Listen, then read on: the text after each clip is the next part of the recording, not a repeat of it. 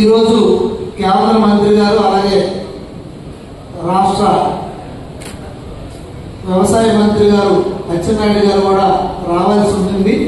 కానీ అక్కడ పిఎం గారితో లైవ్ ప్రోగ్రామ్ బాగా డిలే అయిపోయినందువల్ల రాలేకపోయినప్పటికీ కూడా నాకు చెప్పారు, మా తరఫున మెసేజ్ ఇచ్చి త్వరలో మళ్ళీ మేము కలుస్తాము, ఒకసారి ఏదో సందర్భంలో మీటింగ్ పెట్టి కలుద్దామన్నారు. తర్వాత ఈవినింగ్ లీడర్స్ అందరితో కూడా కలిసి ఈ రోజు ఏదో ఆవిష్కరణ కూడా ఆయన చేస్తామని కూడా చెప్పారు.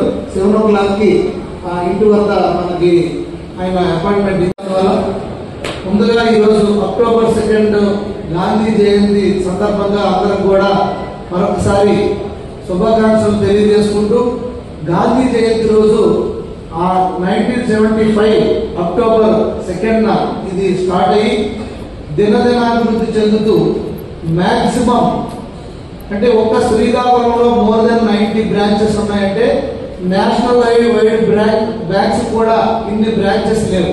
అంటే అంత కనెక్టివిటీ, అంత నెట్వర్క్ సంపాదించింది ఈ గ్రామీణ బ్యాంక్ సిస్టమ్. సో చాలా చెప్పారు, దీన్ని మేము నేషనల్ గ్రామీణ బ్యాంక్, రూరల్ బ్యాంక్ గా చేయమని అడుగుతున్నామని. చాలా మంచి ప్రపోజల్. ఇది కనుక జరిగితే డెఫినెట్ గా ఇది ఇంకా దీంతో ఢీకోవడం ఏ బ్యాంక్ కూడా సాధ్యపడదు.